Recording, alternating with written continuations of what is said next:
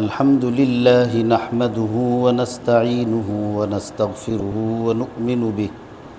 ونؤمن به ونتوكل عليه ونعوذ بالله من شرور أنفسنا ومن سيئات أعمالنا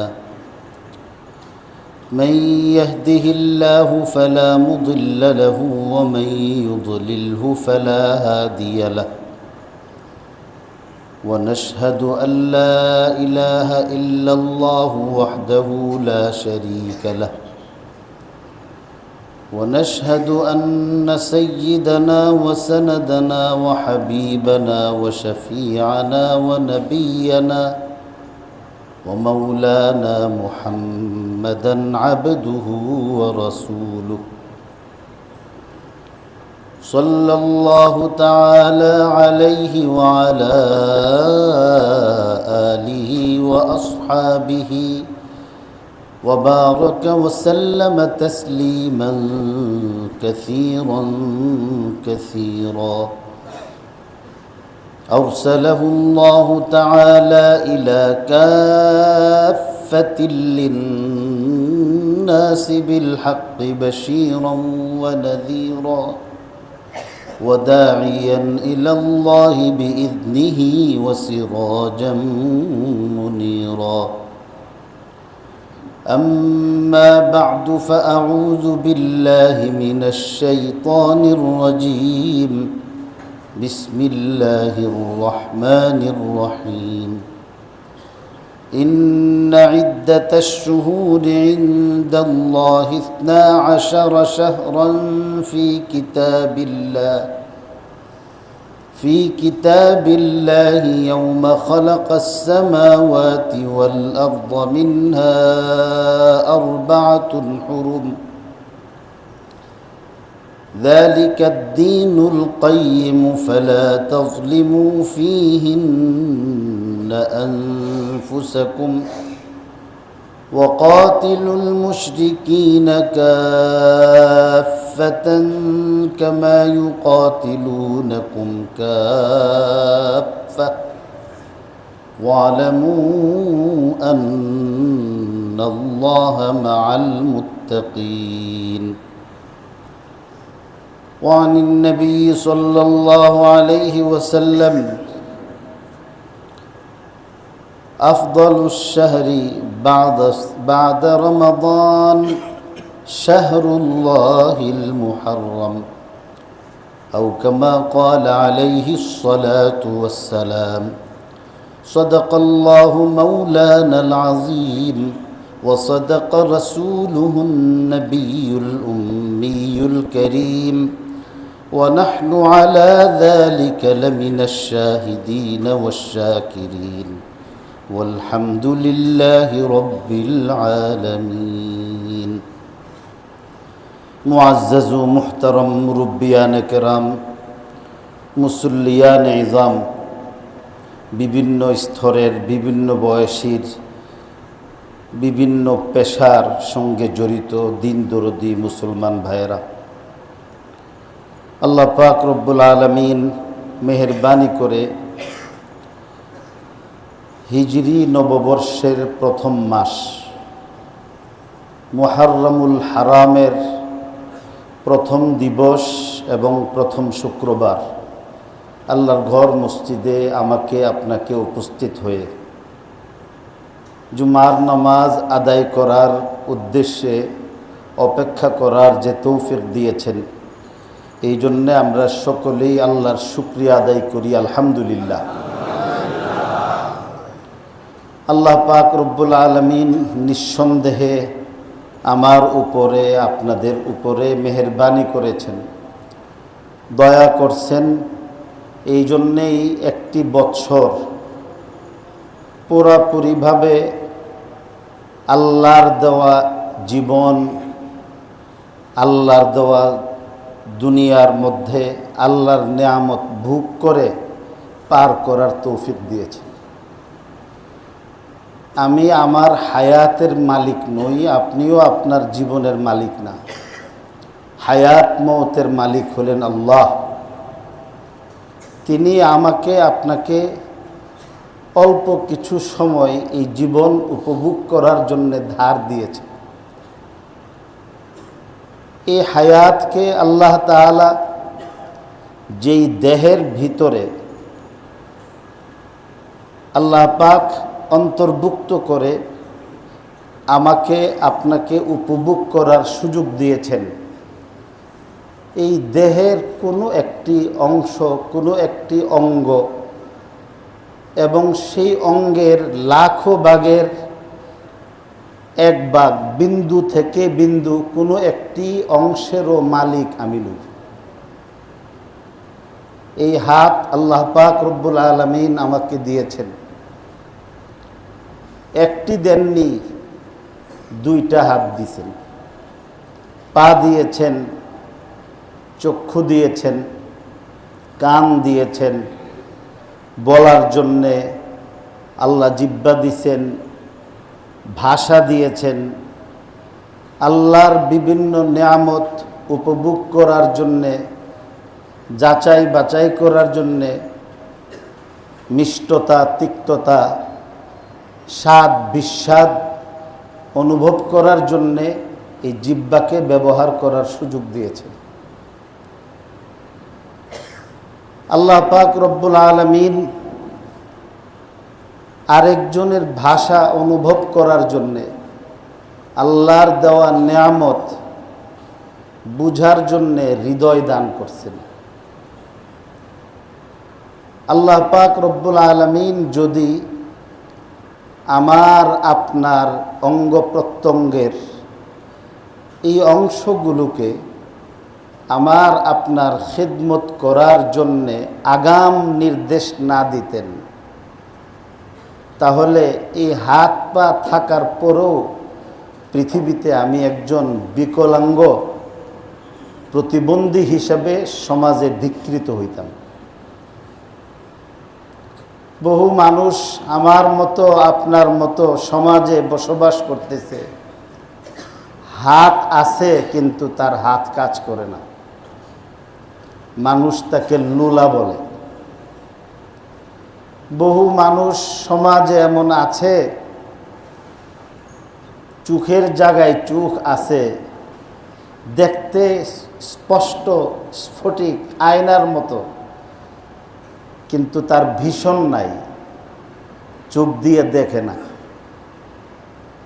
অনেকের কান আছে কিন্তু এই কান সম্পূর্ণ সুস্থ দেখা গেলেও শ্রবণ প্রতিবন্ধী, কান দিয়ে সে শুনে না। অনেক মানুষ এমন আছে যে পা হাত এগুলি সুস্থ ছিল, রাতের বেলা ঘুমাইছে, ঘুমের ঘুরে স্ট্রোক করছে, ফজরের আগেই তার দুইটা পা বিকল হয়ে গেছে। অথবা শরীরের অর্ধেক তার শরীরের অংশ আছে, এটা সে অনুভব করে না। কেন? আল্লাহ পাক রব্বুল আলামিন সুনির্দিষ্ট একটা সময় পর্যন্ত খেদমত করার জন্যে তাকে হুকুম দিয়েছিলেন, তার মেয়াদ শেষ হয়ে গেছে।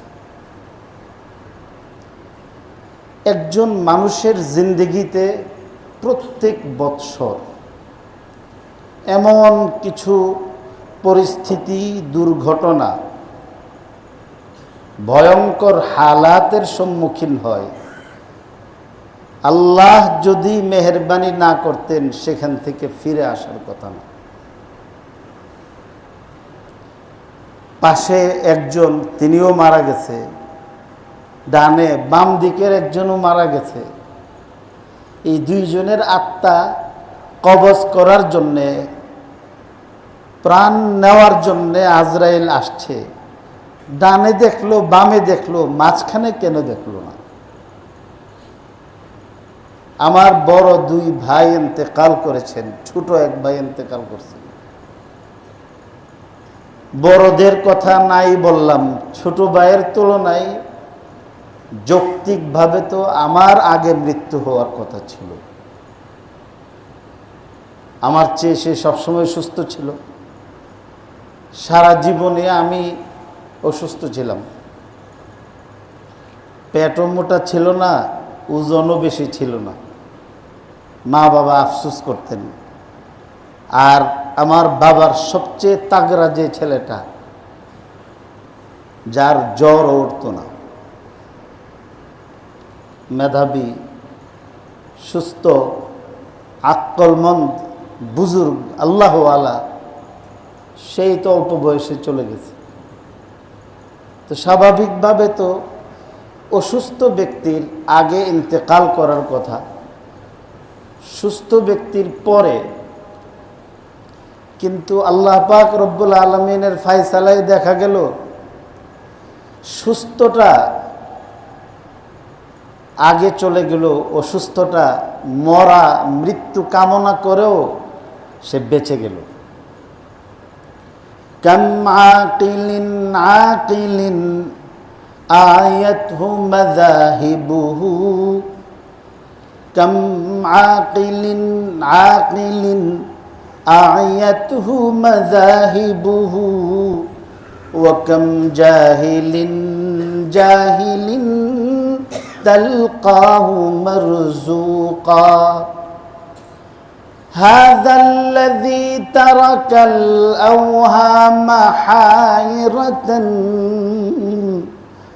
هذا الذي ترك الأوهام حائرة وصير العالم النحرير زنديقا।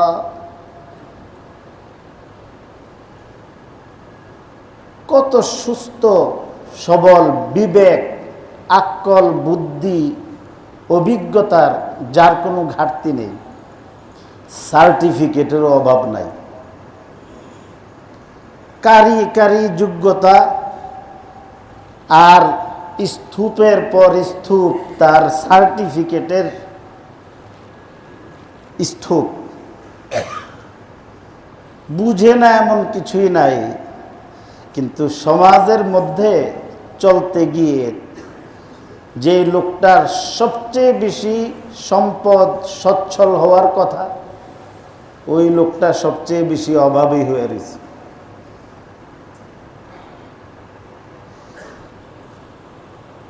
কাম মিন সহিহিন মাতা বিলা ইল্লাতিন ওয়া কাম মিন সহিহিন مات بلا علة وكم من سقيم عاش حينا من الدهر। সুস্থ, কোনো রোগ নাই, 2-4 জন মানুষ মিলে যার একটা হাত সোজা করতে পারে না। হাসি দিছে, হাসি শেষ করার আগেই তার মৃত্যুর সংবাদ চলে আসছে, হাসি শেষ করতে পারছে না। খাবার নিছে, খাবার শেষ করতে পারে নাই। বাজার থেকে পছন্দের বড় মাছ কিনছে বাড়িতে যাওয়ার জন্যে, আমার জানা মতো লোক, হাতে নিয়ে বাজার ত্যাগ করতে পারছে না, সুস্থ ইন্তেকাল করছে। আরেক ব্যক্তি অসুস্থ, হাসপাতালের বেডে কাতরাইতেছে, বাড়ির লোকজন চিকিৎসা করতে করতে ক্লান্ত হয়ে গেছে, দোয়া চাইতেছে, হুজুর দোয়া করেন, হায়াত থাকলে আল্লাহ যেন সুস্থ করে দেন, হায়াত না থাকলে আল্লাহ যেন ঈমানের সঙ্গে কবুল করেন। মুমিনরা বলে। আমি বলি কি, এই দোয়াটা ওই সময় চাই যখন আর বাঁচার আশা করে না। সুস্থ, আল্লাহ হায়াত থাকলে যেন সুস্থ করে দেন, এটা বলার জন্য বলে। আসল হয়েছে কি, তাড়াতাড়ি যেন আল্লাহ তারে নিয়ে যায়। এই যে লম্বা একটা বছর, 365 দিন আল্লাহ তাআলা এই পৃথিবীর মধ্যে আসমান দিয়া ছায়া দিছেন, জমিন দিয়া আমাদেরকে বহন করাইছেন, বাতাস দিয়ে আমাদেরকে বেঁচে থাকার সুযোগ করে দিলেন। এই চাঁদ সূর্য এই সব কিছু দিয়ে একটা বছর পার করে আবার আরেকটা আরবি নববর্ষে পৌঁছার যে তৌফিক দিয়েছেন, আল্লাহর দয়া ছাড়া আর কিছুই না। এই জন্য সকলেই আল্লাহ তাআলার শুকরিয়া আদায় করে আবারও বলি আলহামদুলিল্লাহ। গত এক বছরের মধ্যে আমাদের কত আপনজন ইন্তেকাল করছে। এখানে কত মুসল্লি হাজির হয়েছেন যার খুব ঘনিষ্ঠ মানুষ এই এক বছরে তাকে ছেড়ে চলে গেছে। আমাদের এখানেরই, আমি নাম বলতে পারবো না, এক মুসল্লি, ওনার স্ত্রী উমরা করতে গেছে, আল্লাহর ঘর জিয়ারত করতে গেছে, ওইখানে গিয়ে আর ফিরে আসেন নাই। তো সাধারণত স্ত্রীদের বয়স কম হয়, স্বামীদের বয়স বেশি। তো স্বামী আনা আগে ইন্তেকাল করার কথা, কিন্তু স্ত্রী চলে গেছে। স্বামী যে এই হায়াত পাইছে আল্লাহর মেহেরবানিতে, আল্লাহর দয়ায়, আবার তিনিও যে ইন্তেকাল পাইছেন এমন পবিত্র ভূমিতে, এটাও আল্লাহর মেহেরবানি।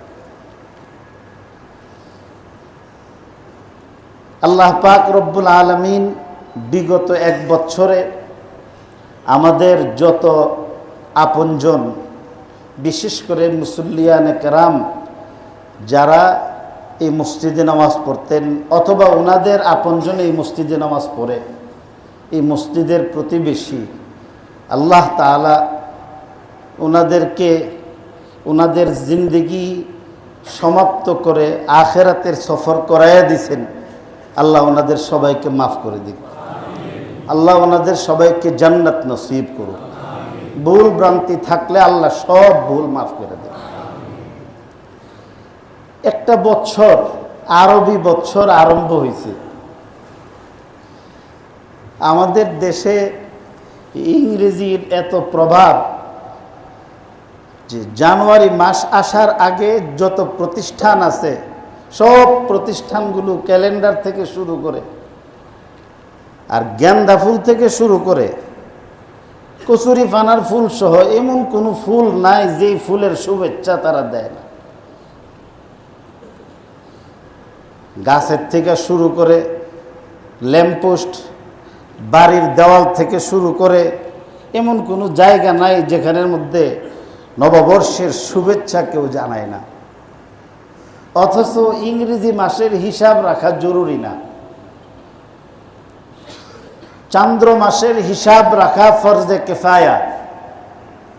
কেউ যদি চান্দ্র মাসের হিসাব না রাখে সমস্ত মুসলিম সমাজ গুনাহগার হবে ফরজ তরক করার অপরাধে।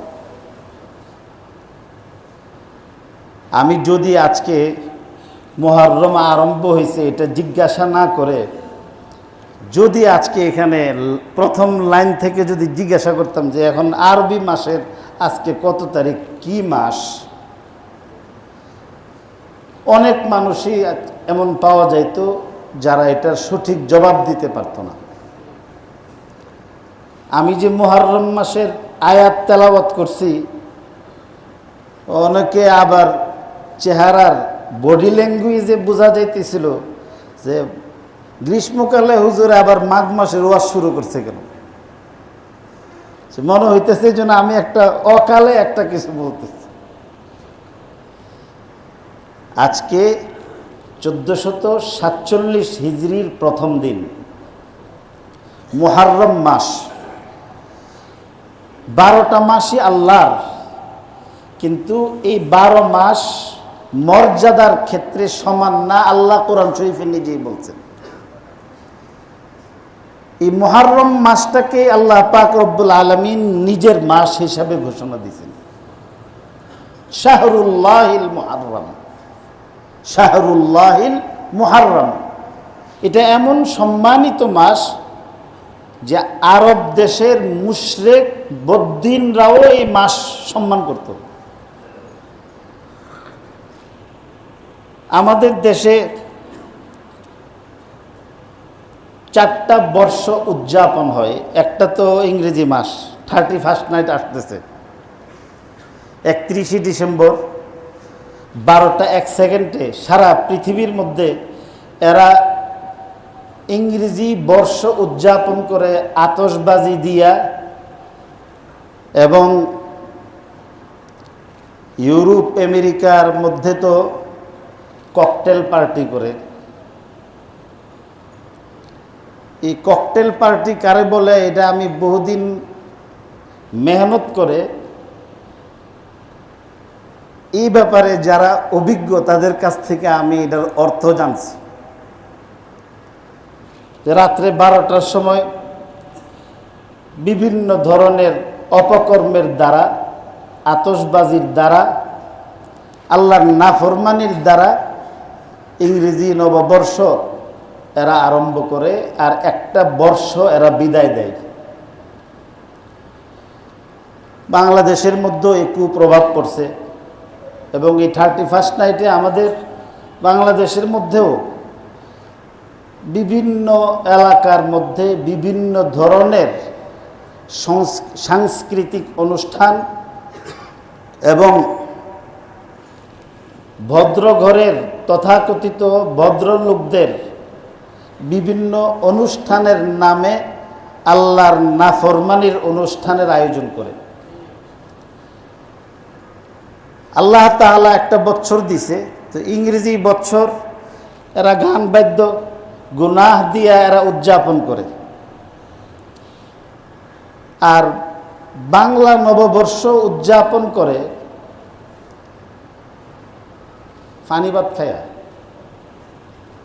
আমাদের আঞ্চলিক ভাষায় শুদ্ধ না কয়ে আমি আঞ্চলিক ভাষার কথাটাই বলতেছি যে হাঙ্কির মধ্যে ভাত লইয়া এরপরে গাছের নিচে বইসা একটা জীব জানোয়ারের মতো বাড়িঘর যাদের নাই এই পানি ভাত খাইয়া আর মেয়েদের গালের মধ্যে ছেলে পুরুষ দিয়া উল্কি আঁকাইয়া তারপরে বটমূলের নিচে বিভিন্ন ধরনের পোশাক পরিধান করে নারী পুরুষের তথাকথিত বাঙালি সংস্কৃতি উদযাপনের নামে আল্লাহর নাফরমানি দিয়া বর্ষবরণ করে। সকালবেলা সূর্য যখন উদিত হয় এসুহে বৈশাখে, এসুহে বৈশাখ বলে সূর্য পূজা যেটা ইসলাম ধর্ম শেষ করে দিছে, ওই সূর্য পূজা দিয়া আল্লাহর নিয়ামতের নাকদরির মাধ্যমে তারা একটা বর্ষ আরম্ভ করে। পক্ষান্তরে আরবি নববর্ষ মুহররমুল হারাম যখন আরম্ভ হয়, আল্লাহ তাআলা আল্লাহর রসুলের মাধ্যমে এই দিনগুলি আসলে আল্লাহর নিয়ামতের শুকরিয়া আদায় করে রোজা রেখে আল্লাহর বন্দিগির মাধ্যমে মুসলমানরা এই বর্ষ উদযাপন করে। এই তিনটা আমলের দ্বারাতেই দেখা যায় যে আল্লাহ পাক রব্বুল আলামিনের কাছে কোন বর্ষের মর্যাদা বেশি, কোনটা আল্লাহর পছন্দনীয়। এক লোক নিজস্ব মেধা ব্যবহার করে টাকা পয়সা উপার্জন করছে। প্রত্যেকে আপনি কিভাবে উপার্জন করতেছেন, কেমনে এগুলি কামাইতেছেন আপনি জানেন। আমি কিভাবে করতেছি এটা আমি যতটুকুন জানি আপনি জানেন না। তো এক বুজুর্গ বলেন যে আমি বলতে পারি কে হালাল কামাইতেছে আর কে হারাম কামাইতেছে। তো প্রশ্ন করা হলো আপনি তো তার সঙ্গে থাকেন না, তো বুঝেন কিভাবে? বুঝি এভাবে, যেই ব্যক্তি টাকা কামাই করার পরে তার কামানো টাকাটা হালাল কাজে ব্যবহার হয় তা আমি বুঝি যে এই লোকের কামাইটাও হালাল ছিল। আর যে লোকে কামাইয়া এই টাকাটা হারাম কাজে লাগতেছে তখন আমি বুঝি যে এই লোকে হালালভাবে কামাইছে না, এই জন্যে আল্লাহ হালাল পথে তারটা কবুল করে নেয়।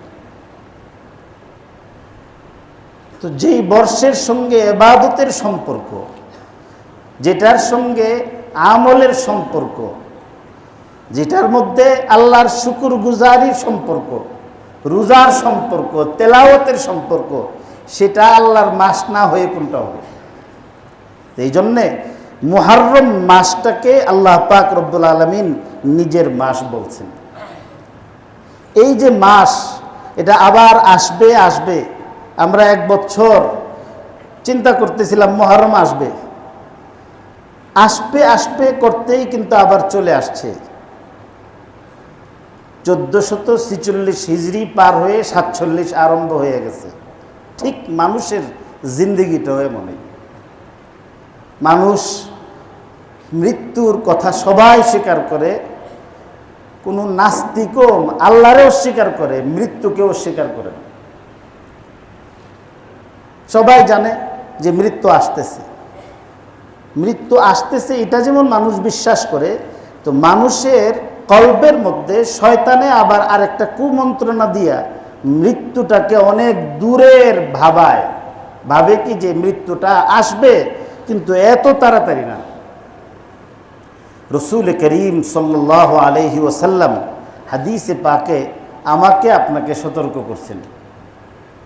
কানা রাসূলুল্লাহ সাল্লাল্লাহু আলাইহি ওয়াসাল্লাম ইযা খাতাব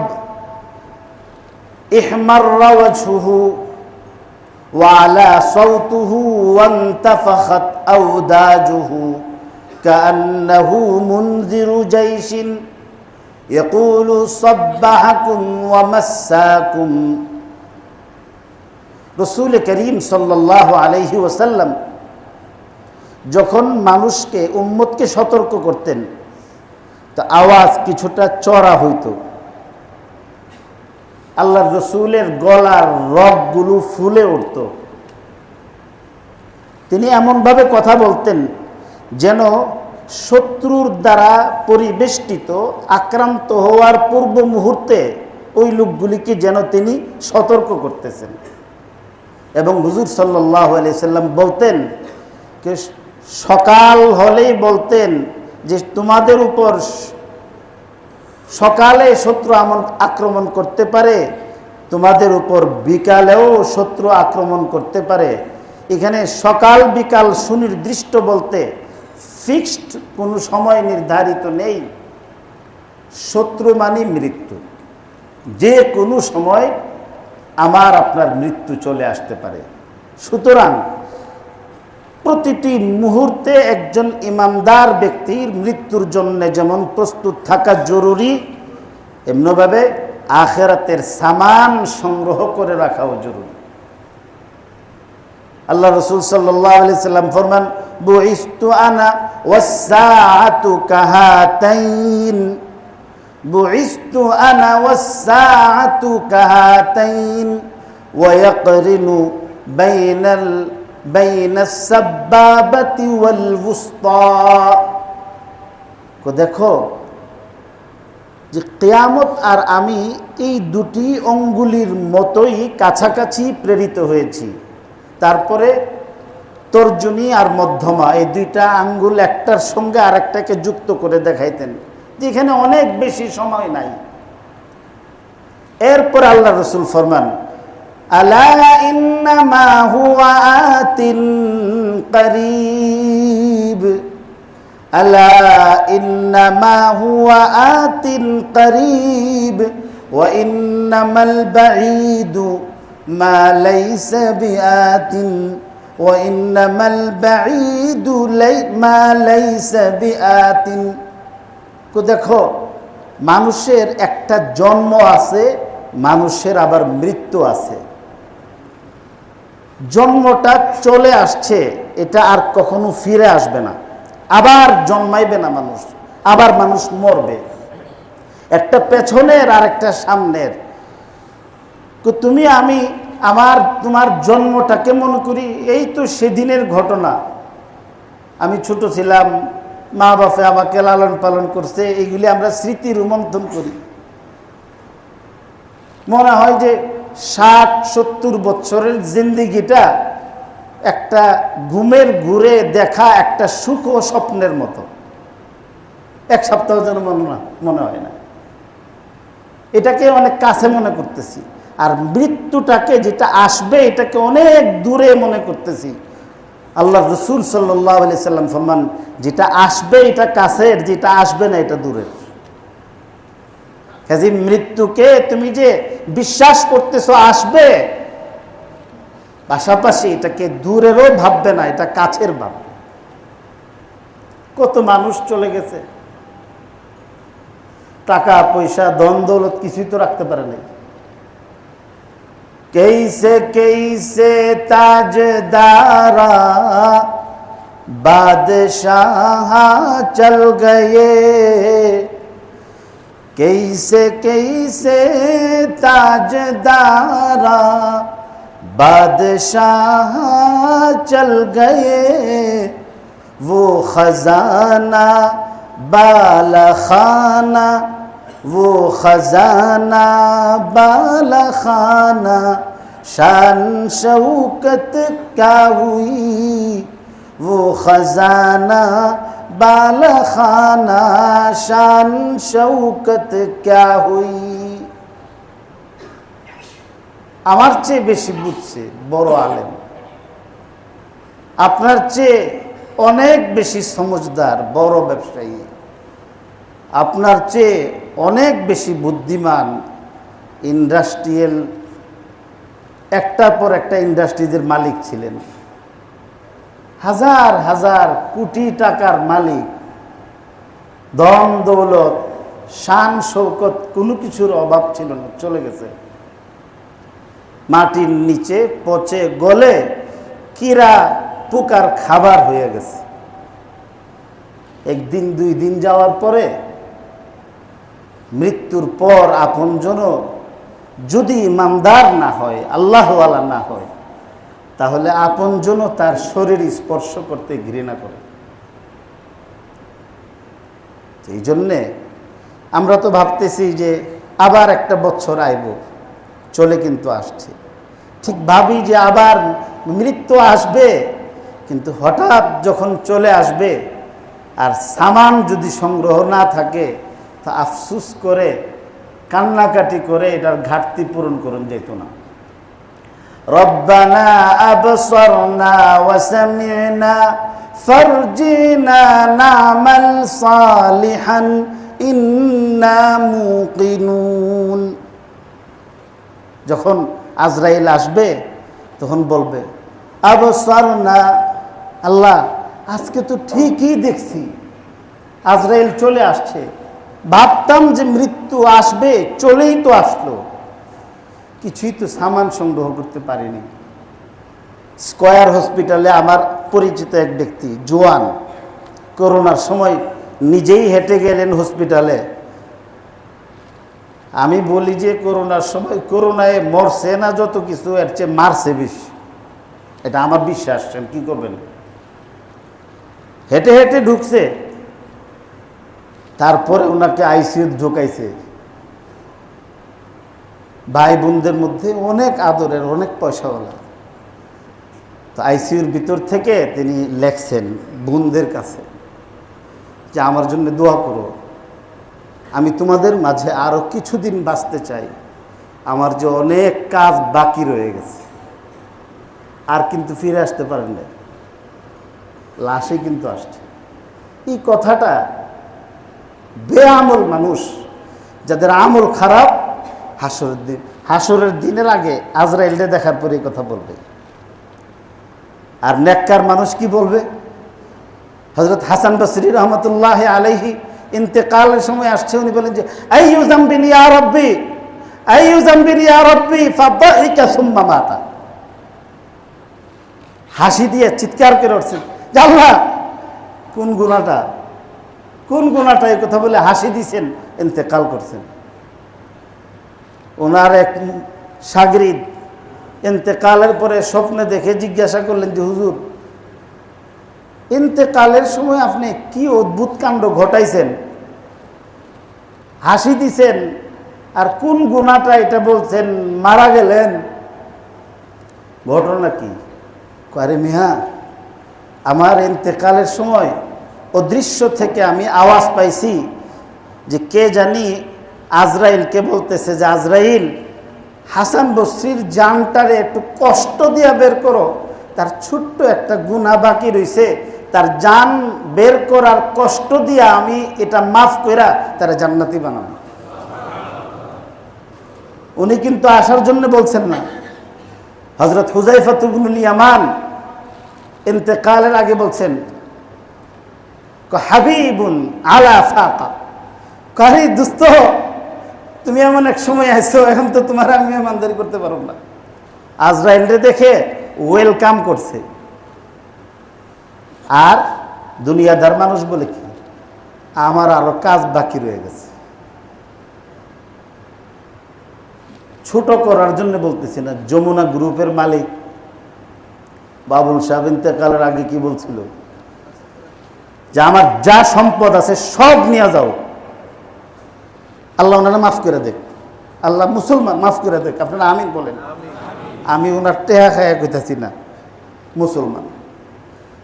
উনি বুঝার জন্য বলতেছি, এই ভাইকে ছোট করার জন্য না। আল্লাহর নেয়ামত কত দেখেন। উনি বলছে আমার সব সম্পদ নিয়ে যাও, আমাকে প্রাণ ভরে একটু নিঃশ্বাস নেওয়ার সুযোগ দাও। অক্সিজেন কুলাইতেছে না। আপনি বুঝেন যে আল্লাহ আমারে আপনাকে কি নিয়ামত দিয়ে রাখছে। শাইখুল হিন্দ হযরত মাওলানা মাহমুদ হাসান দেওবন্দি রহমতুল্লাহ আলাইহি ইন্তেকাল করতেছিলেন। ইন্তেকালের সময় উনি ফার্সি শের পড়ছেন, বমুসিবত গিরফতারম বমুসিবত গিরফতারম না বমাসিয়ত। মৃত্যুর যন্ত্রণাটা অনেক কঠিন। এই কঠিন যন্ত্রণাটাই শুধু ভোগ করতেছি, গুনার কারণে আল্লাহর কাছে ধরা পড়ে নেই, আল্লাহ মাফ করে দিছে। আমার আপনার জিন্দিগি এটা হওয়া দরকার। হযরত মাওলানা আব্দুর রব সাহেব, কুমিল্লা বাড়ি, শাহরাস্তি খেরিহর বাড়ি, নামাজ পড়তেছে, পড়াইতেছে, মুসল্লিদের কিনে নামাজে দাঁড়াইছে, আল্লাহু আকবার, ইহদিনাস সিরাতাল মুস্তাকিম কইয়া পড়ে গেছে, শেষ। ইহদিনাস সিরাতাল মুস্তাকিম বলছে, এখানেই তার জিন্দেগি শেষ। হযরত মাওলানা ইদ্রিস কান্দালভি রহমতুল্লাহ আলাইহি তাফসীরে জালালাইন শরীফ পড়াইতেছিলেন। সূরাতুত তাকাসুরের শেষ আয়াত, সুম্মা লাতুসআলুন্না ইয়াওমা ইযিন আনিন নাঈম পড়ছেন, এখানে শুয়ে পড়ছে। হযরত মাওলানা আবুল হাসান আলী নদভী রহমতুল্লাহ আলাইহি 2000 সালের 31শে ডিসেম্বর, শতাব্দীর শেষ দিবসে সূরা ইয়াসিন তেলাওয়াত করতেছেন। পড়তে পড়তে পড়ছেন, ফাবাশশিরহু বিমাগফিরাতিন ওয়া আজরিন কারীম, যে আমার বান্দাকে সুসংবাদ দেও আমার পক্ষ থেকে ক্ষমার আর মহা পুরস্কার জান্নাতের। এই আয়াত তেলাওয়াত করছে, শেষ। কি সৌভাগ্য! এই নববর্ষ আমার আপনার জিন্দিগিতে আরবিতে অনেকবারই আসছে। এই মুহররমটা যেন আমাদের শপথের মাস হয়, এই বছরটা যেন আমাদের আমলের বছর হয়, গুনাহ মুক্ত জীবনযাপনের বছর হয়। এটা যদি আমরা এভাবে আজকে পাক্কাপাক্কি এরাদা করতে পারি, এরাদার মধ্যে যদি কোনো ঘাটতি না থাকে, আমল বাস্তবায়ন যদি নাও কইরা মারা যায়, আল্লাহ তাআলা এটার সওয়াব দান করবেন। 5 ওয়াক্তের নামাজের গাফলতি ছাড়ব, হারাম কথাও বলবো না, হারাম কাজও করব না, আল্লাহর হুকুম নবীর তরিকায় চলার চেষ্টা করব। আল্লাহ ওয়ালাদের নকশে কদমে আখিরাতের ফিকিরে সব কাজ করার চেষ্টা করব। আল্লাহ আমাকে আপনাদের সবাইকে তৌফিক দান করুন।